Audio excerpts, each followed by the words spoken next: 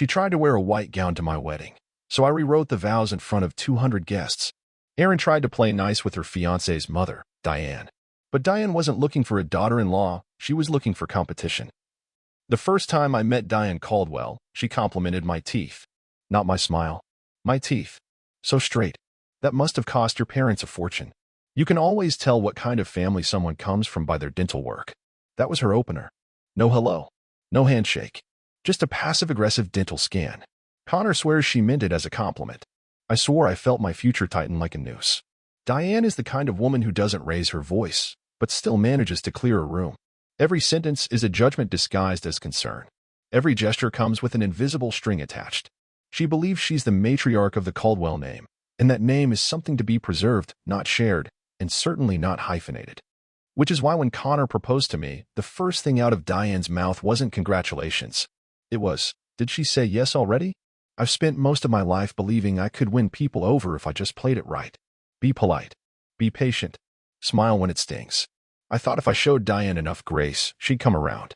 Before we go further, don't forget to like this story, hit subscribe, and tap the bell so you don't miss what happens next. Connor thought so too. She's just protective, he said. She'll warm up once she sees how happy we are. He said this after Diane invited me to lunch, just as girls, and then spent the entire time asking if I planned to keep working after the wedding. You know, Connor's never had to worry about finances. We always took care of him. That's great, I said. I have a career I'm proud of. Of course. That's adorable. Adorable. That's Diane speak for temporary. The wedding planning started smooth enough. Connor and I had already agreed on a venue, Sycamore Falls, just outside Asheville. The views were stunning, the wine was local, and it felt like us. Diane offered to help, and I was naive enough to say yes. At first, it was little things. She insisted on touring the venue with us. She questioned our photographer's credentials. She recommended a family florist who charged twice the rate and only used roses because, quote, roses never go out of style, unlike trends. I bit my tongue through most of it. I didn't want to be that bride. Difficult. Controlling. Besides, this was Connor's mom. Family. Then came the dress. I made the mistake of inviting her to the fitting. She said she was honored, then showed up 40 minutes late, reeking of expensive perfume and opinions. The dress I chose was simple. Ivory. Fitted through the bodice. A soft train. No lace. I stepped out of the dressing room, heart pounding. The consultant gasped. My maid of honor, Talia, got misty-eyed. Diane? She blinked. Well, it's modest. That's the point, I said. It's elegant. Does Connor know you're going for simple? He always liked drama. I didn't buy the dress that day. Not because I didn't love it, but because I suddenly doubted whether I was allowed to. I told myself I needed time to think. What I needed was space to breathe. A week later, I got a text from Diane. I went ahead and scheduled another fitting for you. My treat. I know a place that works magic on brides who want to look a little more bridal. I showed Connor. He laughed. She means well. No, she means control. He kissed my forehead. Let me talk to her. He never did. The next time I saw Diane, she handed me a binder. A thick, tabbed, color-coded binder labeled Caldwell Wedding Plan. Inside, a guest list 80 names longer than ours. A suggested script for the ceremony. A family-approved catering menu. And a photo of a ball gown-style dress with a note that read, "What do we think of this one?" Much more wow. I stared at it. She smiled like she was doing me a favor. That night, I cried in the bathroom while Connor slept. Not because I didn't love him, but because I realized I was marrying into a family that didn't want a daughter-in-law. They wanted a new recruit. Talia was the first to say it out loud. She doesn't want Connor to marry anyone. She wants to stay as number one. I laughed, bitter. It's like emotional incest. It's not like it. It is. But I wasn't ready to fight yet. Not really. I still believed I could win her over. I still thought if I played my part, she'd play hers. But Diane? She wasn't interested in peace. She was laying the foundation for something bigger. Something worse. And I didn't know it yet. But she was about to make my bridal shower her personal stage. And I was about to learn what it meant to be erased in real time. The bridal shower was supposed to be simple. A small garden brunch at my friend Whitney's house in Asheville. Nothing over the top, just floral centerpieces, some mismatched vintage china, a few bottles of Prosecco, and the people who had always shown up for me. No registry drama. No extra speeches. Just joy. That's what I thought, anyway. Until Diane got involved. It started with a phone call, a week before. Hi, Erin. Just wanted to touch base about the shower. I made a few additions to the guest list, just some extended family and a few friends of the Caldwells who'd love to see you. We already finalized the RSVPs. Oh, but I already let them know. They were thrilled. Diane, we don't have room. Don't worry. I'm bringing extra chairs. She hung up before I could say another word. I showed up the morning of the shower 20 minutes early, in a pale blue sundress and wedges, hair curled for the first time in weeks. I walked into Whitney's backyard and froze. It looked like a high-end baby shower for a wealthy influencer. White and gold balloons arched over the entryway. Tables draped in branded linens that said Caldwell Bride. Not Erin. Not Erin and Connor. Just Caldwell. There was even a full-on catering station being set up in the corner, with servers and bow ties. I turned to Whitney. What happened to the brunch? Diane called in a few upgrades. I tried to stop her, I swear. Then the guests started arriving. Not my friends. Not the people I'd laughed with through late-night bachelorette planning. But Diane's cousins from Georgia. Her golf club friends. Even her hairstylist. None of them had RSVP'd. Half of them didn't know my last name. Talia arrived an hour later, looked around once, and muttered, "What the hell is this? A bridal shower or a rebranding campaign?" I was sitting on the edge of the patio, nursing a half-empty mimosa, pretending I didn't feel like a stranger at my own party. Then Diane took the microphone. Because of course she brought a microphone. "Good afternoon, everyone. Thank you all for coming to celebrate the future Mrs. Caldwell." Applause. From people I didn't know. "We are so thrilled to welcome Erin into our family. She's a lovely girl. Sweet. Thoughtful. Quiet." I blinked. Quiet? And while I'm sure she'll bring her own little touches to the Caldwell name, we're just so glad Connor found someone who doesn't need the spotlight. That one stung. She kept going. "I remember when Connor was little, he used to say he wanted to marry someone like his mom." A pause. And now, here we are. Laughter. From her friends. I looked around and realized my side of the guest list, what was left of it, was silent. Whitney had her jaw clenched. Talia looked like she was about to throw a champagne flute. I stood. Walked over. Took the mic, smiled. "Thank you so much, Diane. That was enlightening." The crowd chuckled nervously. I turned to face the guests. "For those of you who don't know me, I'm Erin. The bride. Not a placeholder. Not an accessory. Just a woman who's marrying someone I love. Some of you don't know me, and that's fine. I didn't invite you. But welcome." Gasps. Someone dropped a fork. This shower was planned as a celebration of friendship, of support, of the people who helped build the woman Connor fell in love with. And while I appreciate Diane's enthusiasm, this isn't about brand launches or curated narratives. It's about relationships. Real ones. Not the ones that live in Facebook albums. I handed the mic back. Talia clapped. Loud. No one else did. Diane approached me later, behind the buffet table. Her voice was low. Cold. That was unnecessary. So was turning my bridal shower into a press conference. I was trying to help. No. You were trying to make it yours. You should be careful, Erin. The last thing you want is to start a marriage with resentment. Then maybe stop giving me reasons to resent you. She stared at me like I'd just slapped her. Then she smiled. I'll see you at the tasting. Later that night, I got a text from Connor. Mom said you were harsh at the shower. Everything okay? I stared at it for a while. Typed. Deleted. Typed again. Then finally, you should have been there. He called 5 minutes later. I didn't think it would be a big deal. It wasn't. Until it was. Erin, she's always been like this. Then maybe someone should have told me before I said yes. We didn't fight. But something shifted. He apologized. But softly. Like someone trying not to pick sides. I hung up feeling lonelier than I had all week. That night, Talia texted me a single line. She's not going to stop. What's your move? And for the first time, I realized I didn't have one. But I'd better get one. Because if this was what she did with the bridal shower, then the wedding was going to be war. There's a kind of betrayal that doesn't come from cheating or lying. It comes from watching someone you love refuse to see the truth standing right in front of them. That's what it felt like with Connor. Not that he didn't love me. He did. But he also loved comfort. And nothing threatened that comfort more than admitting his mother was turning our wedding into a weapon. After the bridal shower disaster, I gave him space to bring it up. He didn't. So I did. We were having dinner, leftover Thai, wine poured into coffee mugs because all the real glasses were boxed up for the move. I need to talk about your mom. He flinched, just a little. Okay. That shower wasn't a misunderstanding. It was a hijacking. She thought she was helping Connor. She changed the guest list, rebranded the entire party, gave a speech about how I'm basically a seat filler, and you think she meant well? He rubbed his temples.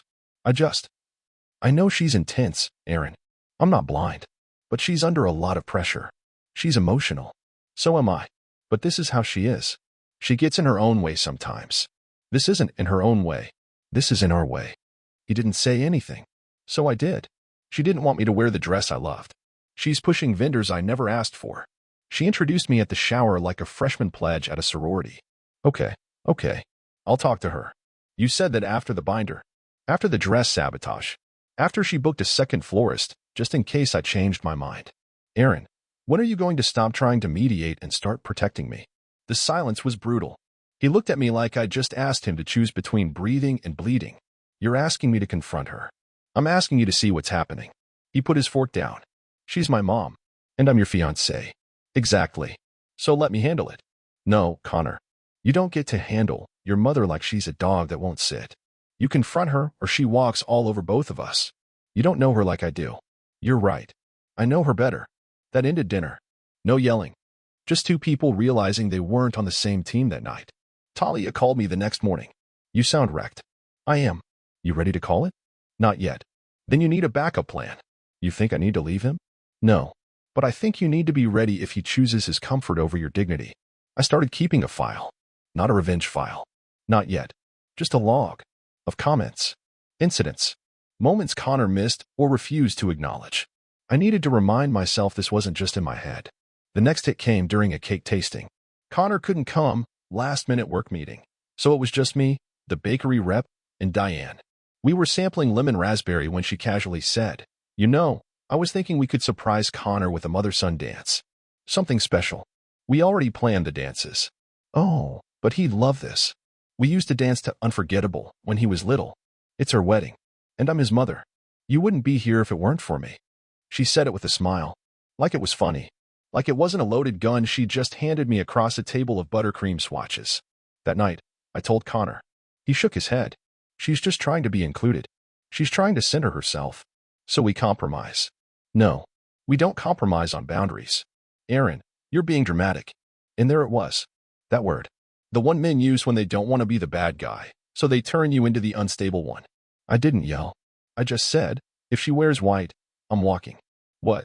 You heard me. If she shows up to our wedding in anything white, ivory, cream, eggshell, I'm gone. I will leave that venue before the music even starts. You'd really ruin the day over a dress? No, Connor. She would. He didn't respond. Just sat back in his chair, arms crossed, hurt, like I just smacked him. And I realized something in that moment. He wasn't afraid of losing me. He was afraid of confronting her. So I made my move. Not out loud. Not yet. But quietly. I met with Talia. We sat in the car, windows cracked, engine running. I'm going to rewrite my vows. What? I don't know how yet. But I'm going to say what needs to be said. In front of everyone. In a way she can't interrupt. Erin, she wants a performance? Fine. I'll give her one. Talia leaned back. Whistled low. You're going full bridezilla. No. I'm going full truth. That night, I opened a fresh doc on my laptop. Typed. For the woman who raised him, and the woman who has to undo the damage. Then deleted it. But I'd started. Because if she was going to treat my wedding like a stage, then I was going to give the performance of my life. And she had no idea what was coming. The sky was too perfect. You know that kind of soft blue that makes you think nothing could possibly go wrong? That's what we woke up to the morning of the wedding. The kind of day you'd wrap in tissue paper and save forever. But I didn't trust it. Talia did a final dress steam in the hotel suite. The makeup artist ran 30 minutes late. Connor was already at the venue, texting sweet updates like, The arbor looks amazing. Wish you were here. I can't believe it's actually happening. I didn't answer. Because I was waiting. Waiting for the thing. The stunt. The twist. And at 3:52 p.m., it arrived. I was standing with my bouquet, veil already pinned, about to step into the car that would take us to Sycamore Falls. Talia was by the window when she said it. You're not gonna believe this. I looked. Outside, stepping out of a black sedan like she was walking a red carpet, was Diane. Hair professionally done. Diamond earrings glinting in the sunlight. And a floor-length white lace gown. Not ivory. Not cream. White. Mermaid cut. Sweetheart neckline. A train. A freaking train. The room went still. Talia didn't even blink. That's not a dress. That's a declaration of war. I stared, for a second too long. Then exhaled. Okay. She wants to be the bride? Let her. What are you going to do? I'm going to read the vows. The drive to Sycamore Falls felt like the longest of my life. I wasn't nervous about the ceremony. I wasn't thinking about Connor. I was thinking about the silence that would fall over the room the second I opened my mouth. Because I wasn't reading the vows we wrote together. I was reading the ones I wrote alone. Guests were already seated when we arrived. I saw the looks. People turning their heads, whispering, staring. Not at me, at her. Diane had placed herself front row, naturally. Leg crossed, smiling softly like she hadn't just hijacked the day in the most offensive way possible. Her dress even had beading. She wasn't just making a statement. She was trying to rewrite the narrative, make it about her. But I'd already seen the ending. I stepped out of the car and onto the path lined with candles and flower petals. The music started. The coordinator gave me the nod. Everyone stood. I walked, not with trembling hands or tight lungs, with clarity, because I wasn't walking toward a perfect marriage. I was walking toward myself. Connor's face lit up when he saw me. He looked overwhelmed. Maybe because I looked calm. Too calm. He didn't notice his mother's dress. Not yet. He was looking at me like I was the only person in the world. For a moment, I let him believe that. The officiant welcomed everyone, said a few kind words, then motioned for us to read our vows. Connor went first. His voice cracked halfway through. He said I was his anchor, his compass, his favorite place to land. He finished, wiped his eyes, and smiled. Your turn, he said. I took the mic. Connor, I love you. I love the way you make me laugh when I'm too tired to function. I love that you believe in the good in people. But today, I'm not just speaking to you. I'm speaking to everyone who came here thinking this day belonged to someone else. To those who tried to reshape it, steal it, soften it for their own comfort. I'm not the quiet bride. I'm not the placeholder in someone else's fantasy. I'm not here to earn a family's approval with silence. I'm here because I choose you, and because I chose me. So I'm reclaiming this moment. For every woman who was told to smile and stay small. For every daughter-in-law who bit her tongue so hard it bled. And for the woman sitting in white. I see you. But today, everyone sees me. Gasps. One guest actually dropped their program. Diane? She froze. The smile vanished. She looked down at her dress for the first time like she'd forgotten what she was wearing. Connor looked stunned. Then confused. Then, something shifted. He turned and saw her. Really saw her. And for the first time in our entire relationship, he looked back at me with something I hadn't seen before. Recognition. We finished the ceremony. No one clapped right away. It took a second. Then one guest, Whitney, stood. Started clapping slow and loud. Others followed. It wasn't a standing ovation. But it was solidarity. And that was enough. Diane didn't stay for the reception. She left before the cake. Someone said she was feeling lightheaded. We never confirmed that. Connor didn't say much during dinner. He just kept looking at me. Finally, over champagne and dessert, he said, "Why didn't you tell me it got that bad?" I stared at him. Because you wouldn't have believed me. I do now. If the ceremony was the earthquake, the reception was the aftershock. People were polite, mostly. But you could feel it, this invisible, buzzing current under the music and laughter. No one knew what to say about the vows. They'd clapped, sure. But clapping isn't agreement. It's just reflex. The first person to approach me was Connor's and Leslie. She leaned in during cocktail hour, glass of wine in one hand, her lips pulled into a tight line. That was bold. It was honest. Some people might say it was inappropriate. Some people didn't have their wedding hijacked. She didn't argue. She just sipped her wine and walked away. But not everyone was passive. Talia pulled me aside near the bar. You know, half of Diane's friends are huddled in the corner like they just watched a car crash. Good. One of them actually asked if this was a recovery wedding. A what? Like you had a breakdown, and this was the result. I didn't break. I just stopped smiling through disrespect. And you looked like a damn queen doing it. Connor kept circling. You could see it in his body. He was trying to keep the night normal. Trying to smooth over what had already erupted. He gave polite hugs. Forced laughter. Every time someone brought up the ceremony, he smiled like it was just another quirky wedding moment. But I knew better. And so did he. During our first dance, he leaned in and whispered, "I wish I had seen it sooner. You weren't supposed to. That was the point." No. I think I didn't want to. Because it meant seeing her for who she is. He pulled back. I was tired. What happens now? We make rules. And we stick to them. Even if she doesn't? Especially if she doesn't. Then came the real fracture. Connor's cousin Drew came up to us, drunk and too loud. Man, that was some speech. My mom's still texting about it. Said you humiliated Diane. I told the truth, I said. Well, yeah, but it was her son's wedding, not a therapy session. Connor stepped in. She's my wife. Right? Yeah, sorry, bro. I'm just saying, people talk. Let them. You know Diane won't forget that, right? She doesn't need to forget. She needs to listen. Drew held his hands up. Okay. Just, don't say I didn't warn you. The cake was cut. The speeches were short, thankfully. No one handed Diane a mic, and she didn't ask for one. She left halfway through dinner. Not with a dramatic exit. Just vanished. Her chair was suddenly empty, her wine glass full. Connor got a text around 9 p.m. He read it, put his phone down, and didn't say a word. Later, he showed me. You've made your choice. I hope she's worth the silence that's coming. That was it. No love. No apology. Just a threat, wrapped in disappointment. The silence did come. By the next morning, 2 of Connor's aunts had unfollowed me on social media. His grandmother texted us a vague message about healing the rift. And Diane? She sent me a link. A single link. To a blog post titled, What to Do When a Bride Ruins Her Own Wedding. No message. Just that. I showed Connor.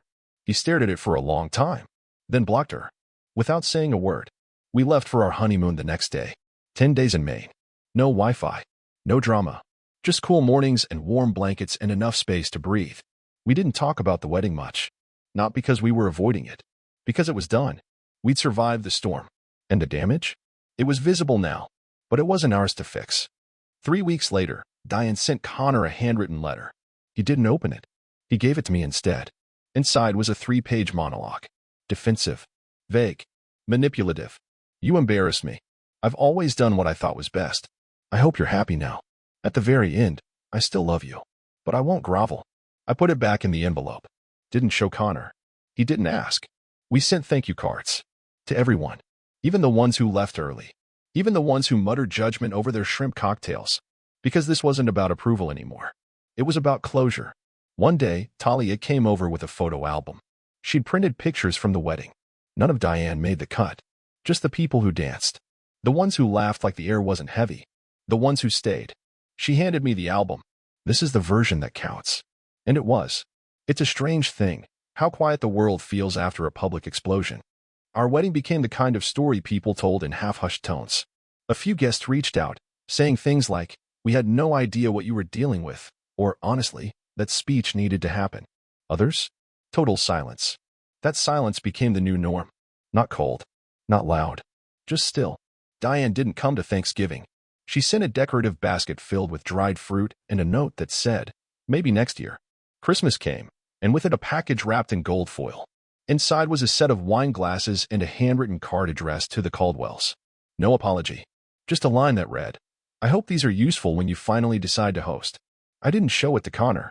I just placed the glasses in a box labeled donation. Connor didn't ask why. He didn't need to. Because he had changed, too. Slowly, but completely. He still called her sometimes. Brief, stiff conversations. Surface-level check-ins about her health or the weather. But not once did he suggest inviting her over. Not once did he ask me to reconsider. And that, more than anything, told me everything I needed to know. One afternoon in March, I came home from work to find Connor in the kitchen, holding a letter. He looked pale. I asked what it was. She wrote again. He handed it to me. This one wasn't manipulative. It was quieter. The words were smaller. Less venom. It read, "Dear Connor, I miss you. I miss the way things used to be. I never meant to hurt you. Or Erin. I thought I was protecting what mattered. But I see now that I confused love with control. If there's ever a door left open, I hope I'm allowed to knock. With love, Mom." He asked what I thought. I told him the truth. She's trying. But that doesn't mean we're obligated to reopen everything she broke. He nodded. Didn't say much after that. Just slid the letter into a drawer and went back to stirring pasta. No drama. No fight. Just a quiet understanding. 3 months later, we found out I was pregnant. We waited to tell people. Not out of fear. Just peace. The kind of peace that comes when you realize you've built something untouchable. We told friends. Then my parents. Then Talia. Diane? She found out through someone else. I got the text at 2 a.m. Just one line. "You'll regret shutting me out of this." I showed it to Connor in the morning. He stared at it for a long time, then blocked her number. This time, he didn't hesitate. We moved to a new place, nothing fancy. A little more space, a lot more light. A backyard that could hold a swing set someday. I found the letter again while unpacking. The one where she said, "If there's ever a door left open," and I realized something. The door never closed violently. We didn't slam it shut. We just stopped waiting on the other side, hoping she'd knock with better intentions. We left the door. We just moved the house. The day I went into labor, Connor was calm. So calm it almost scared me. He held my hand the entire time. Whispered things I'll never remember, but I'll never forget how they made me feel.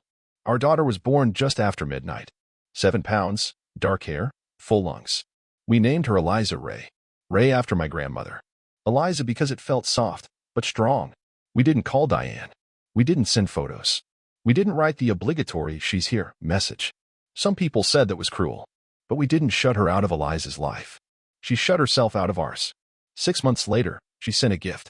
A pink cashmere blanket monogrammed. No card. No name. Just the return address. We didn't send it back. We didn't use it, either. It stayed folded in a drawer, clean and untouched. Like a peace offering that arrived long after the war ended. One day, Eliza will ask about her grandmother. And we'll tell her the truth. Not the angry version. Not the gossip. Just the truth. That love should never come with an instruction manual. That real family doesn't make you shrink. And that sometimes, the hardest thing you'll ever do for peace is earn it. Our wedding wasn't the day we said, "I do." It was the day I stopped waiting for permission to take up space. It was the day Connor stopped apologizing for being in the middle. It was the day we stopped being polite and started being real. Diane never showed up again. Not really.